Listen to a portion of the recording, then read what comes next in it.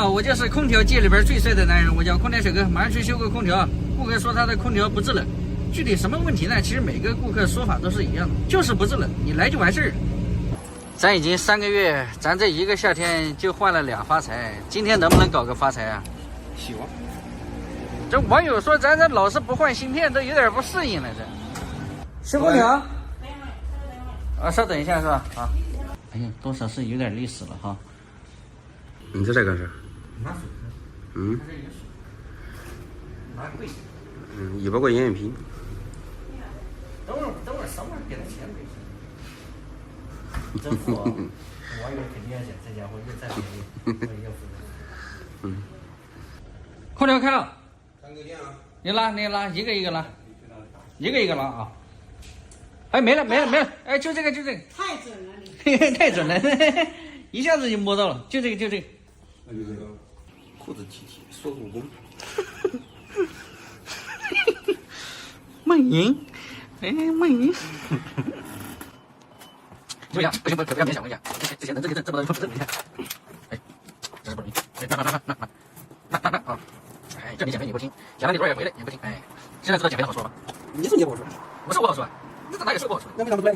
我带你先出去，我再说。怪在这缝里啊！哇，他上面这2个空调想修都修不起来，梦莹啊！这上面怎么还有个裤头呢？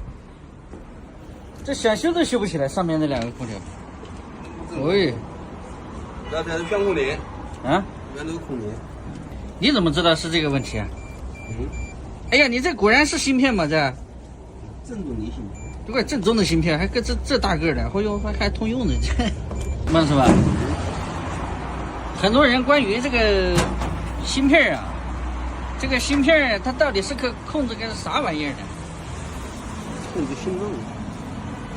还有很多人问你这玩意儿到底应该如何才叫合理的收费？一般换一个这个多少钱？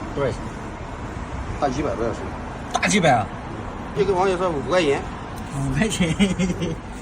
其实孟师傅这个人还是比较实诚的啊，拍视频我们做的就比较真实啊，不像这明明收500，告诉人家就收200，那样多少是？哎呦，你这烧糊了吗？这芯片啊？这芯片好像烧糊了吗？插件那边？哪有那么好干的事？东西不值钱。东西不值钱，那啥值钱？技术值钱。哎，我有时候那这玩意儿照轱辘画瓢我也能换，那如何才能体现出你的价值呢？你怎么把它判断出来？哦，也就是说这个检查费是比较贵的啊，是这个意思吧？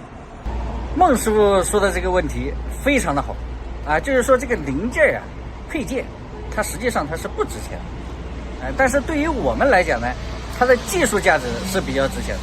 什么原因呢？你夸一顿检查，你这些检查都是来自于你干了多少年的经验累积下来的技术经验啊，所以这才是体现价值的地方。视频说归说，闹归闹，看归看啊，请勿模仿。这玩意儿这不要为了省那一点小票子，自己去研究。这研究不好，垫着自己啊。像这种专业的事儿呢，就必须要交给专业的人来干。你这玩意儿，你以为左擦擦右擦擦就 OK 了？那不是随便擦的，知道吗？这个原来的这个烧掉了啊，你看都烧黑了，糊掉了。哎，转了没？哦，转，好，打完收工，盖起来。大哥每次我们来给他修空调都非常的信任我们，人非常的实诚啊。但因为我们都是互相的，你如果老是坑蒙拐骗，人家也不会找你。所以说做人要真诚一点，有问题就有问题，没有问题就没有问题。咱讲这台缺的多，转那个测一下，缺都给加。不是孟师傅今天干批发嘛？这罐子好像都空如也嘛。空调搞好下来了啊，孟师傅在里边结票子。然后这一期的视频呢，其实我们问题的关键也是非常的重要啊，它就是一个那个交流接触器有问题。但是小哥还是那句话，东西虽然不值钱，但是你检查来检查去，检查费，你这玩意儿是要，这就是技术。然后还有一个就是顾客比较信任我们，让我们把4、5台这个制冷剂都添加了一下。多与少呢，我们就不说了啊。说多了吧，你们总觉得这家伙来都来了，指定是要整一下子，其实不是这么回事啊。压力表一测，它缺就是缺，不缺就是不缺，顾客他心里是有数的啊。